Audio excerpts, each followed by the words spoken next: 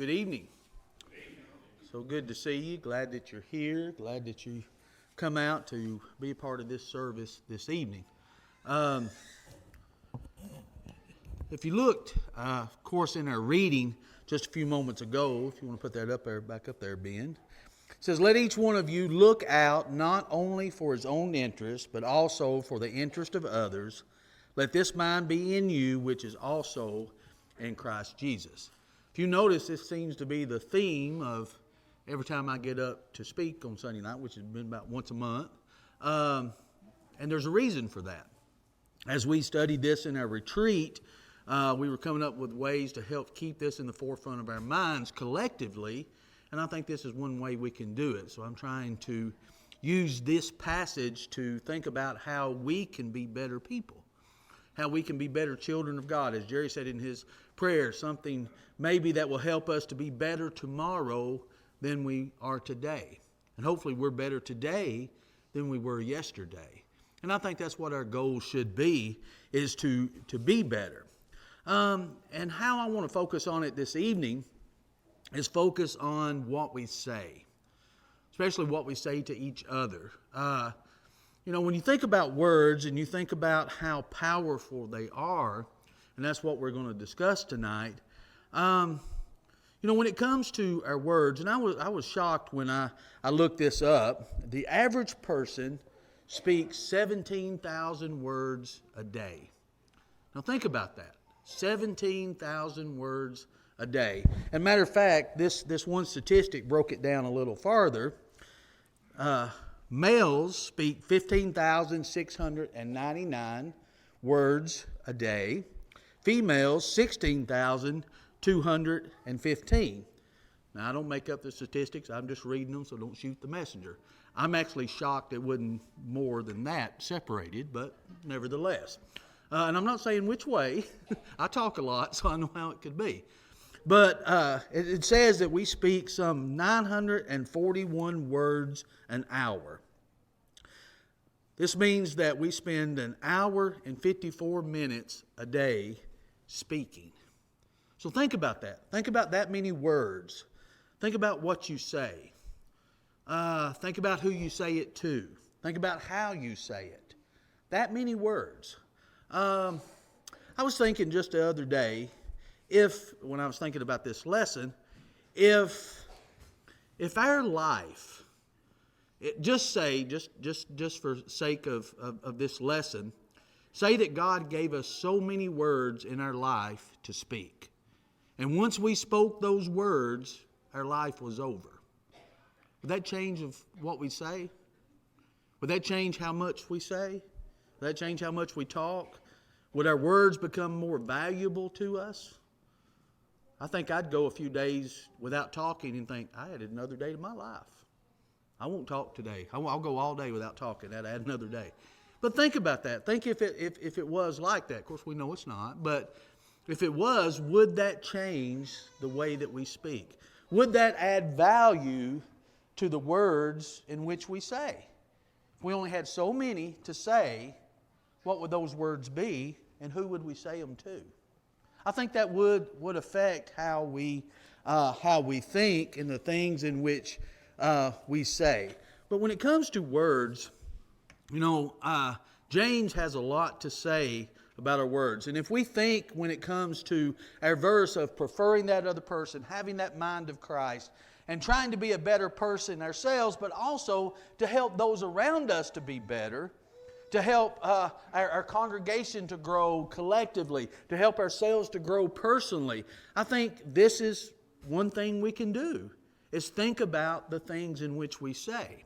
So as we go through James here in James chapter 3, I want us to think about the words in which we speak and think about what James tells us. He tells us a couple things, especially when it comes to the tongue.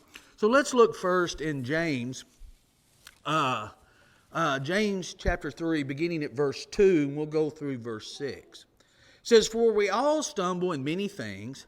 If anyone does not stumble in word, he is a perfect man, able also to bridle the whole body. Indeed, we put bits in horses' mouths that they may obey us, and we turn their whole body. Look also at ships, although they are so large and are driven by fierce winds, they are turned by a very small rudder wherever the pilot desires. Let's go on to the next couple.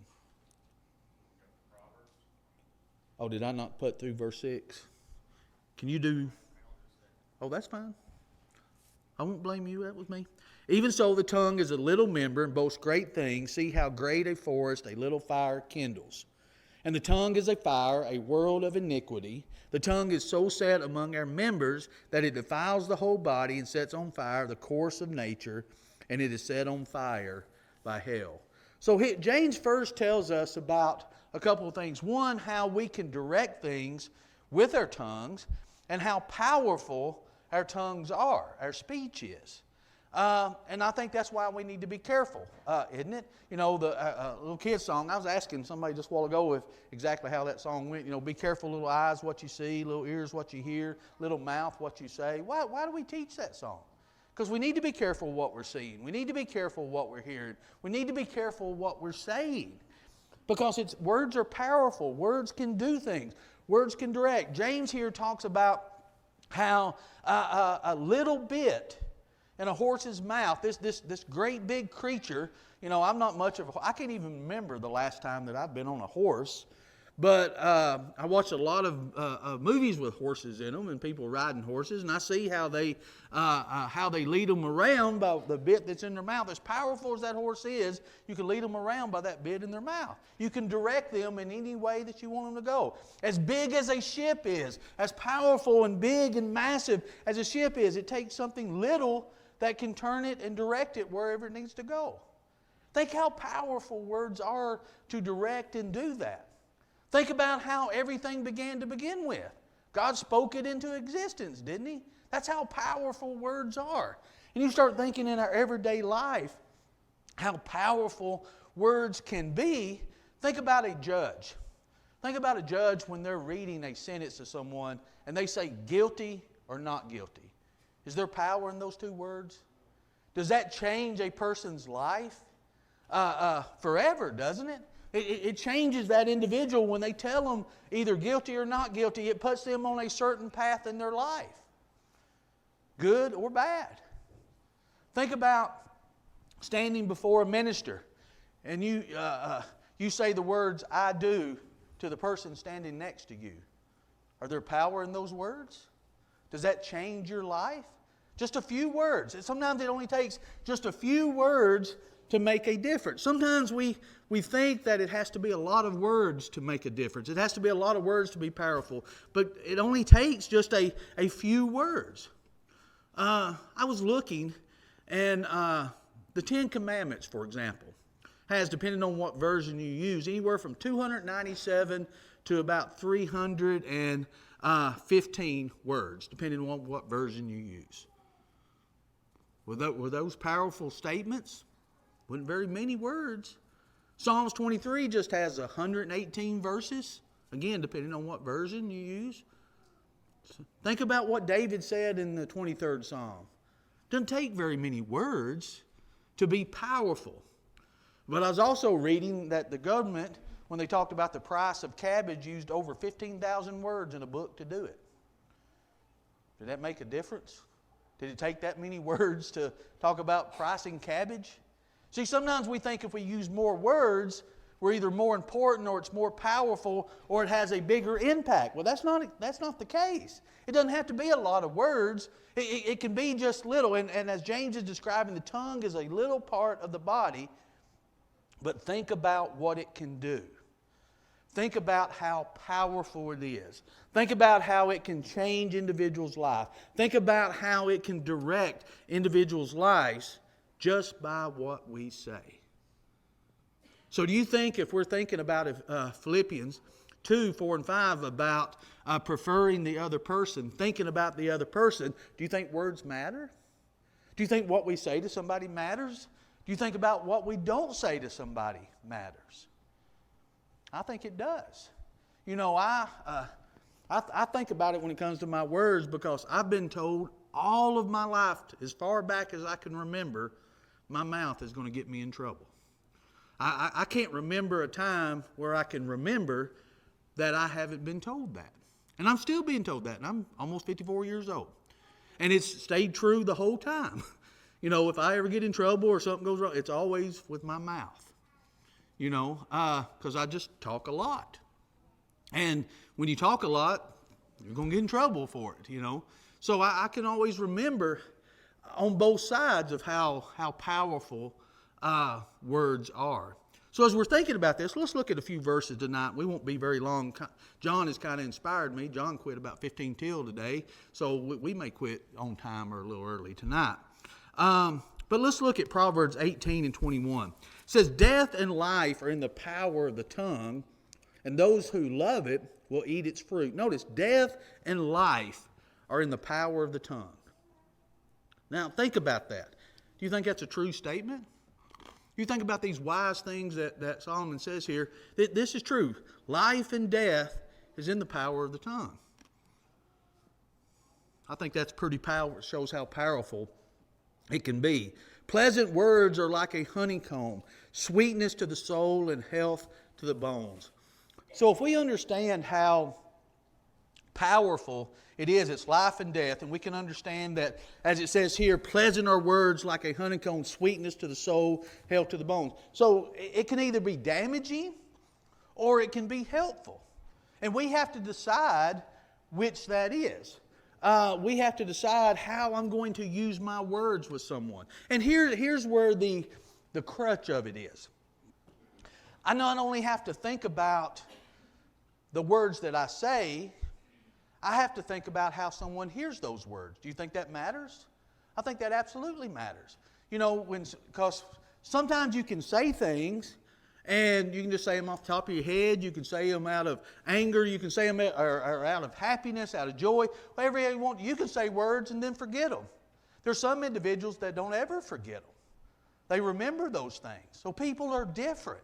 So as we're thinking about our words, the things that we say, we think about what we're saying, we think about how we're saying it, we're thinking about how we intend to say it, and we're thinking about how a person receives it.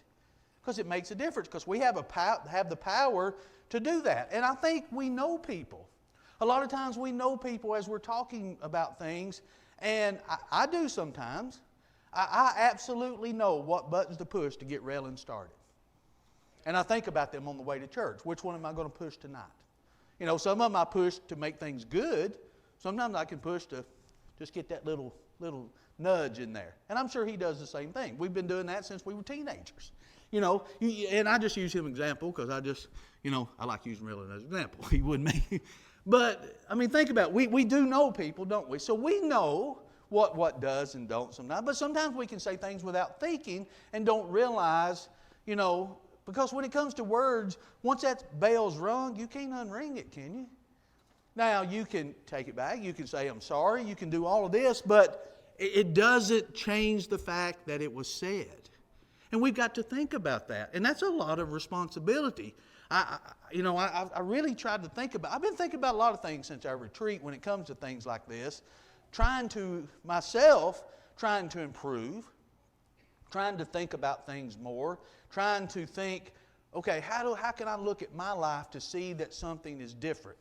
To see how not only I receive things, but how I deliver things when it comes to speech. I'm the type of person who I can be a tad negative. Okay, I can be a lot negative, I guess. And I have pinpoints in my life where I look, and we all remember good things people say. We remember bad things people say. And we just remember those things. I can go all the way back. I can remember a teacher saying something to me one time in the 6th grade, and I have never forgot that. And they actually said to me, you'll never amount to anything. I had a 6th grade teacher tell me that. Now, granted, I was hanging one of my friends out the window by his feet when they said it, over at Fox Elementary there, and we wasn't on the bottom floor either. That was what you do with your friends back then. But in that process of the teacher being angry and discussing things with us before they paddled us, is they told me you'll never amount to anything. I'm almost 54. That was in the 6th grade. Never forgot that. And I think about things like that. In all of my life, I've always thought of different points in my life of negative things that I've been told. You know, and I find myself even during the day bringing them back up in my mind and thinking, and then sometimes it just makes my day just miserable. And then I try to think of the good things that people have said in my life over time to try to make my day better. You know, some people's like that. Some people will say something and let it go. Some people will hear things and let it go. Some people don't ever let, things go. And we need to understand that. And we need to think about that. Because words are powerful. As James says here, you can direct a horse, you can direct a ship, and that's how powerful that it can be. And it can be devastating or it can bring joy to other people. Notice also in Ephesians, it says, let no corrupt word proceed out of your mouth, but what is good for necessary edification, that it may impart grace to the hearer. Now, let's go back to our original thought of, what if we only had so many words to say? Would we say things that are for edification? Would we say things to build someone up? Would we say something to encourage someone? Think about the purpose behind what we say. We can say, well, I just said that off the top of my head. I didn't really mean it. Or I just said this. And that's all well and good. The Bible tells us, the things that proceed out of the mouth comes from the heart. So what we say, is that what's in our heart?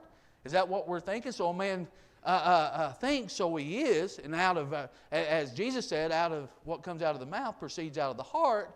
So as we think about these things, do we truly know and mean the things that we're saying? What's the purpose? Are we trying to build someone up? Or are we trying to push them down? Are we trying to destroy them? Or are we trying to bring life? Are we trying to bring death? Or are we trying to bring life? What are we trying to do with our words? And how many words we say, what do those words amount to? Do we just say idle words about anything? And it don't amount to anything? I was watching Dick Van Dyke the other night, and he found himself in a kind of a party setting with a lot of intellectuals. And someone come up and said, boy, wouldn't Dr. So-and-so, isn't he just smart? And said, yeah, he can vaguely say a lot of things that ultimately come out to be meaningless. I think that's about how he said it. In other words, he says, yeah, he sounded smart, but he didn't say anything. He talked for a long time, but what he said didn't amount to nothing. And I think sometimes, I think about things I say all day long, probably over half of them don't amount to anything. I just don't like silence. So if I don't like silence, I'm going to talk. And what does it really amount to? That's why my daughters don't answer my phone. David, he never answers his, but or at least when I call anyway. And they start answering their phone because they know that's just Daddy bored in the truck going home from work. And he wants to call somebody. And that's basically what it is. I don't like the silence. So if I'm not liking listening to talk radio, that makes me mad. There's nothing on as far as music to listen to. So I'm going to call somebody and talk till I get home. Why do we do that? Why do we think we need to do it? What do our words really mean? What are we trying to accomplish? John was saying this morning that when it comes down to the basic things, where do we come from? Why are we here? Where are we going? You think about our purpose here. Well, what's the purpose of our words, the things in which we say? What are we trying to do? Win an argument? Show how smart we are? Sometimes we want to be, we have a thought on anything that's said. There's always somebody who thinks they know more than you do. You just bring up politics, somebody's going to have a better idea than you. Bring up religion, somebody's going to have a better idea. Whatever it is we bring up, somebody is going to have the first word and the last word on that subject. Because we just think that's how we have to be. But we've got to realize that our words mean something. Look in Colossians. Colossians says, let your speech always be with grace, seasoned with salt, that you may know how you ought to answer each other. Have your speech seasoned with salt and grace. You think about, and I think it comes down to thinking about how powerful our words are and thinking about the things in which we say. Are they going to make a difference? What difference are they going to make? What will it do to this person? Will it affect this person that I'm saying this? I may forget it today. This person may not forget it today. So what am I saying to this person? How are they perceiving it? We got to think about how our words are. Now notice also, look back in James. Let's finish up here through verse 12. says, for every kind of beast and bird of reptile and creature of the sea is tamed and has been tamed by mankind, but no man can tame the tongue. It's an unruly evil full of deadly poison. With it we bless our God and Father, and with it we curse men who have been made in the similitude of God. Out of the same mouth proceeds blessing and cursing. My brethren, these things ought not be so. Does a spring send forth fresh water and bitter from the same opening? Can a fig tree, my brethren, bear olives, or a grapevine bear figs? Thus no spring yields both salt water and fresh. So when you think about our speech, and you think about, are we consistent with what we say? And notice it says no man can tame the tongue. So if no man can tame the tongue, who can? God. So what do we need to do? We need to let God direct, just like we let Him direct our path. You know, His word is a light unto my path. He directs our path. You think God should direct our speech? Well, absolutely He should. That's who tames the tongue. You know, that's how we reach this.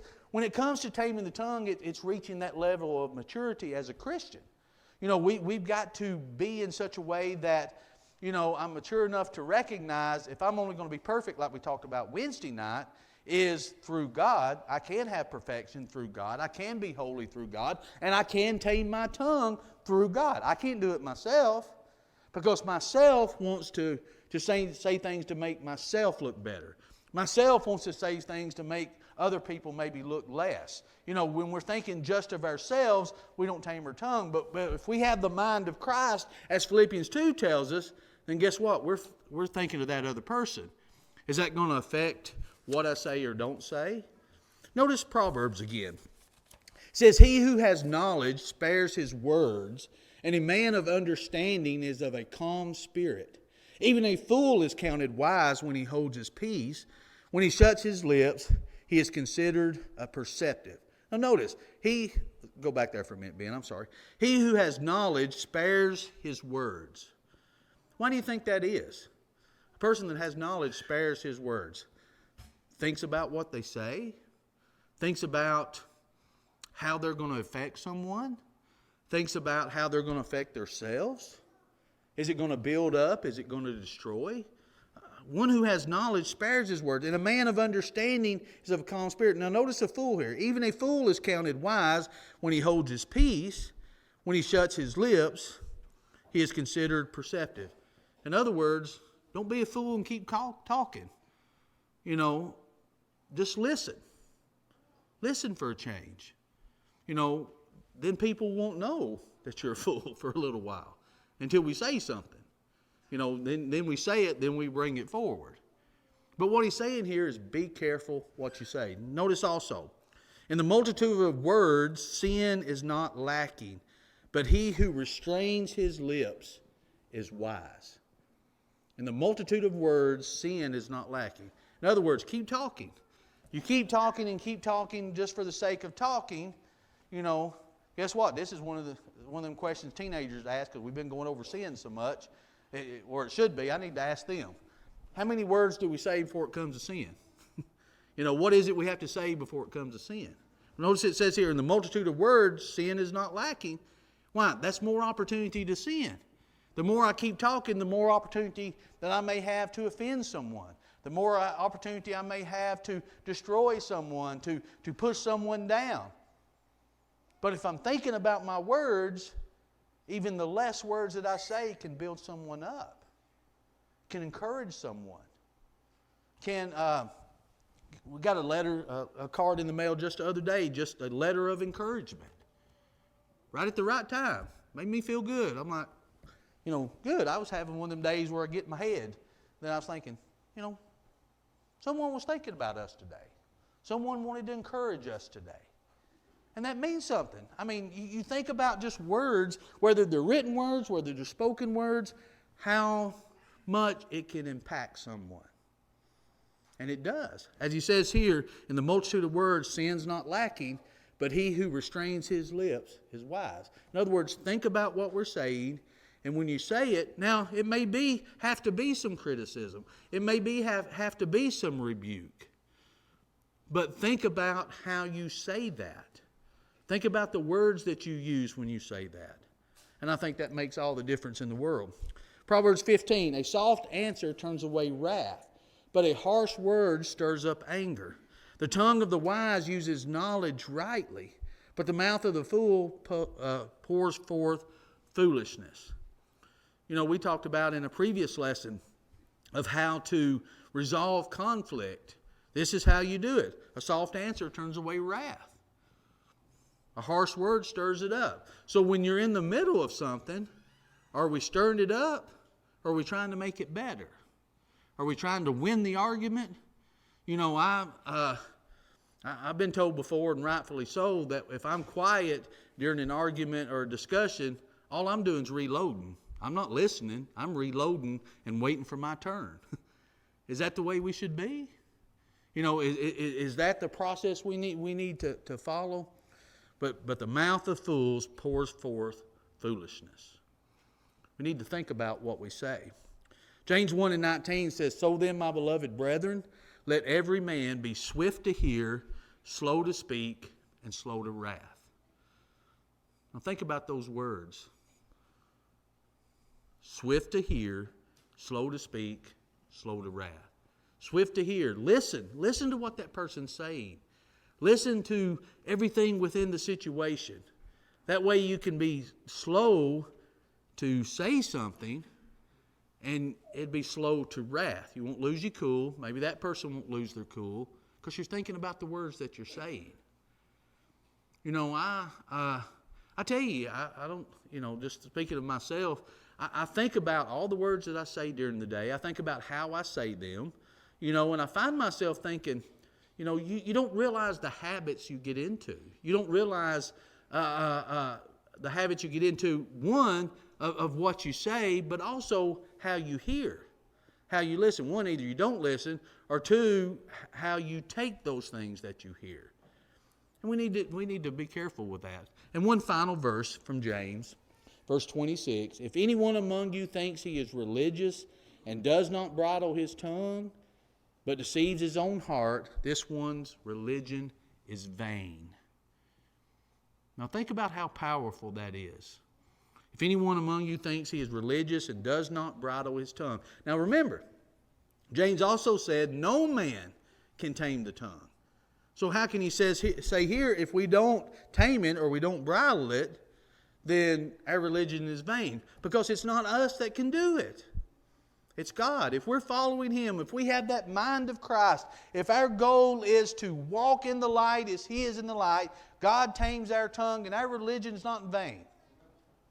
That's what we have to do. That's how we have to think. We try to do it ourselves. We can't do it ourselves. But if it's not done, then we're not living right. So we have to figure out how is it done. It's by following God. Recognize how powerful our words are. Recognize how precious those words are. Recognize the gift that we have to speak those words. And we need instruction on what to speak. So then we go to God. God tells us what to speak. God tells us how to be in our conversations. God tells us how to be with each other.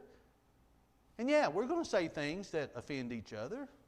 We're going to say things that bring anger. We're going to say things out of the spur of the moment. We're all going to do that. But what do we do after that? Do we recognize it?